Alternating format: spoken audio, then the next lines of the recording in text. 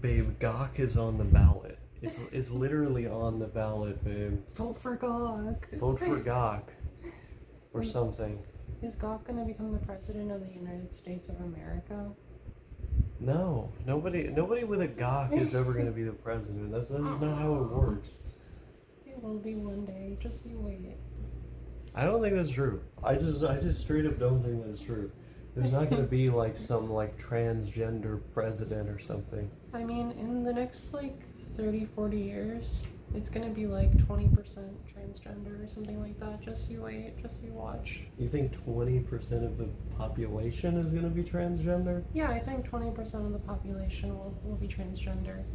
Where where exactly do you come to a conclusion like that? Like this is what I'm trying to figure out. I just think that like transgender and like the future are like sort of like interconnected because like transgender is just like a lead up to like transhumanism.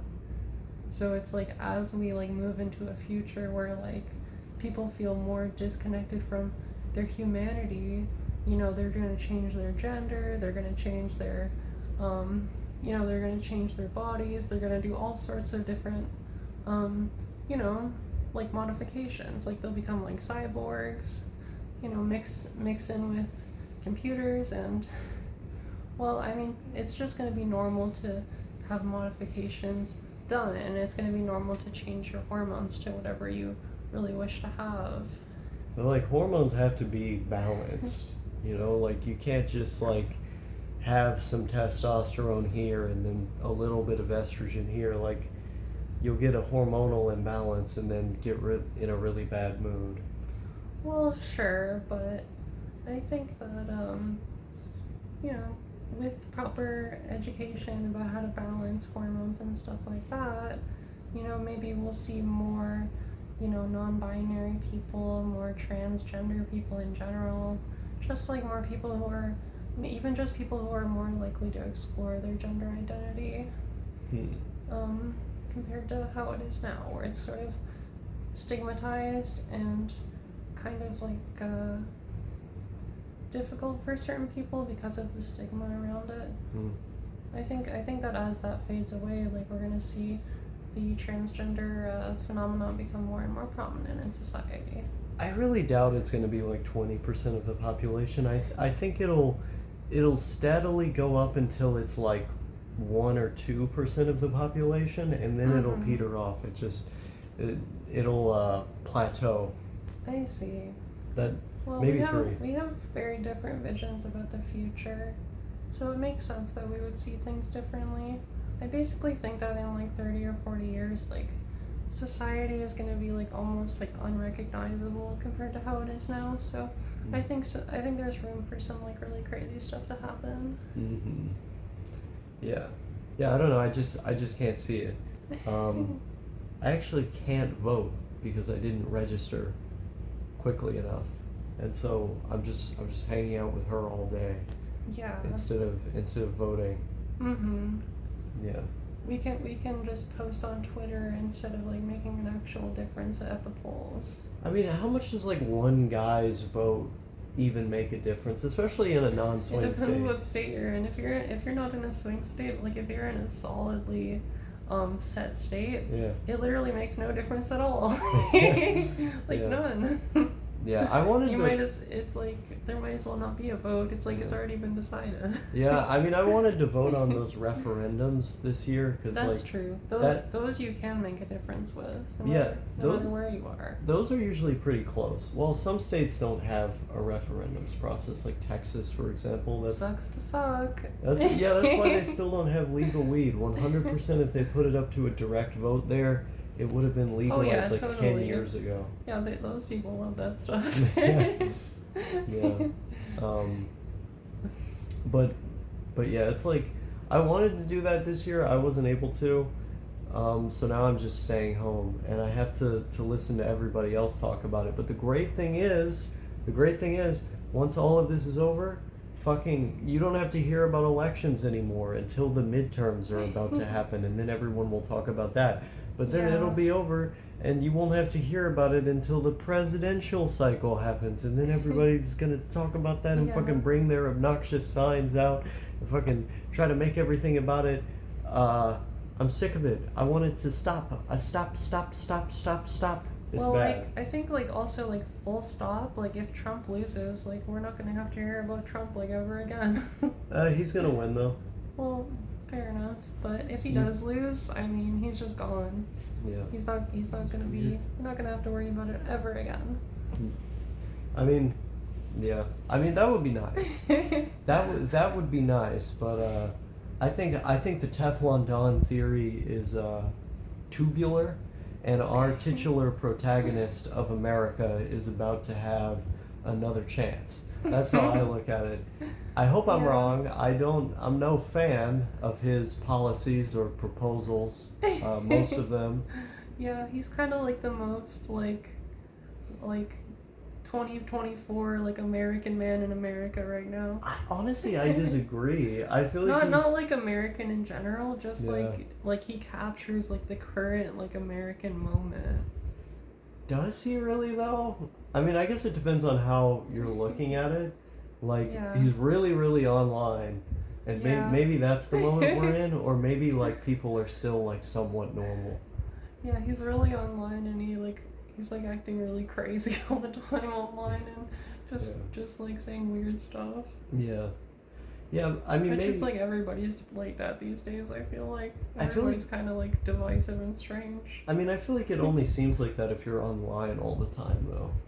Isn't everybody online all the time? No. Is there people who just like don't go on the internet? Well, that's the experience that I've had talking to people from work. Mm-hmm. It's like they use the internet to listen to music that they like, and then that's it. There's so many people I've met at work who don't have Twitter, Facebook. That's so strange. Like it feels like we're living in a completely different world from these people. Yeah. Their world is probably a lot more peaceful, to be fair. Yeah. It's probably Yeah. pretty chill. Yeah. I mean, I don't use the internet much for this stuff. It's like I'll check Twitter like once a day, and I'll check it specifically to post about video games or to what is this weird thing you're doing? You're trying to cover your eyes over and over, but I'll check it to talk about video games or to I'm not allowed to. no, because I want to see your pretty face, and I'm sure other people do as well. I'm But hiding.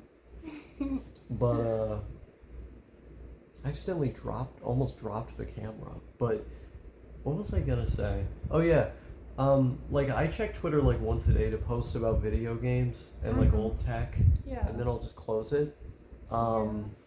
I generally don't see political stuff on there unless it's like about urban planning. Meanwhile, like my Twitter, like it's all over that. It's all over like so much political stuff everywhere. Yeah. Because I always click on the rage bait, click on the like funny, click on the epic funny, like political funny, like just click on that stuff constantly to the Yeah. point where like it just knows that I'm just gonna keep clicking on it. Yeah. You should sit up straight. I should also sit up straight. See if both of us can do it. I'm gonna be too tall for the video. That's fine. Everybody knows that you're taller than me. See, that's better. Yeah. I mean, you're kind of sitting up straight. That's close enough. I'm also not entirely sitting up straight. That works. But what the fuck was I gonna say? Yeah. You have the power to cultivate your internet experience, or just straight up like not engage in any of these websites. One of my favorite things to do is to refer to social media in scare quotes. So specifically like the social part of it. So like quote social end quote media. Yeah.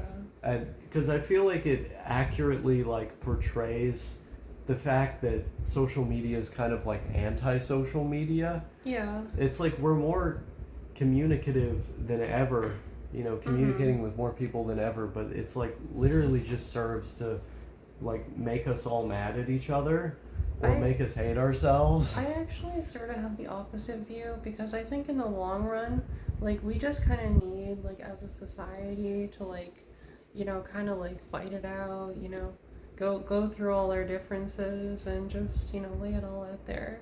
And then I think with time, like give it like 20, 30 years, like things will sort of start to like mellow out a little bit. Like that's kind of a hot take. I feel like probably not a lot of people would really buy into that, but I think that with time, like, you know, people will just get sick of like being like hateful and weird and stuff like that. Mm-hmm. It's like they'll get it out of their system. Yeah. And like I think a higher percentage of people will just be more like adapted and like peaceful and calm. Mm-hmm.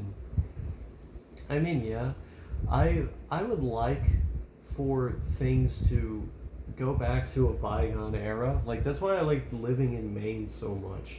Mm-hmm. Literally everybody there, like, it seemed like they didn't even know what the internet was.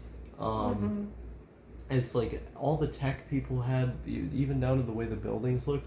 It's like you walked back into 1990 or something. Yeah. And the place where I grew up was kind of like that too. Like everybody had older tech than the date and time qualified for, asked you for.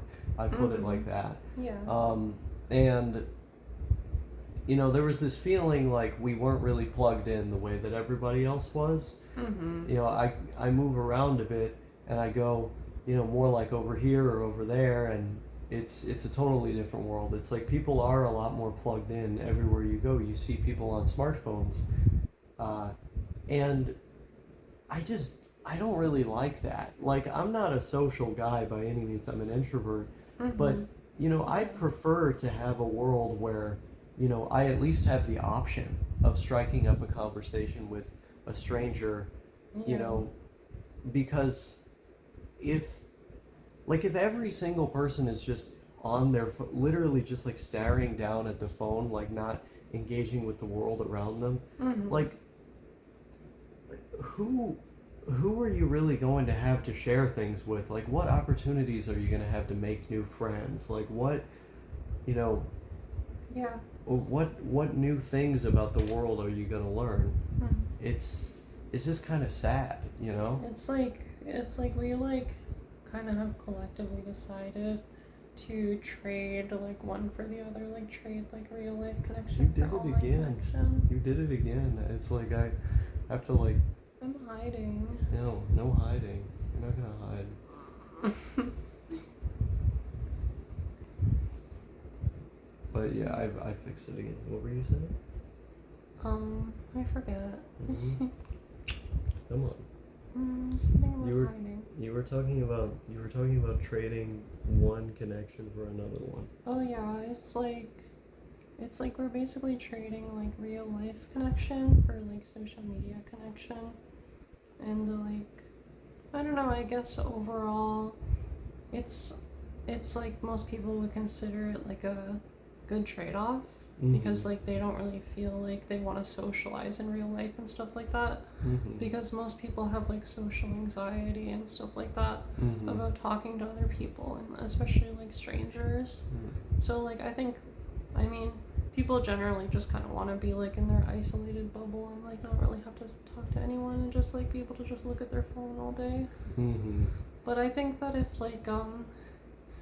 there was like a sort of restructuring of society, like something like 15-minute cities or something like that, like I think that people could start to become more like social in real life and less dependent on their phones. Like it doesn't even have to be that, but just like a more like high trust, like small community type of environment. Yeah. Where like people can just be closer and like interact closer. I think that type of environment would encourage people to be on their phone less. True. I'm trying to fucking fix this shit. You always on your damn phone. Oh wow, it's just you and the phone now. Look at that. Who's this pretty person? Scary.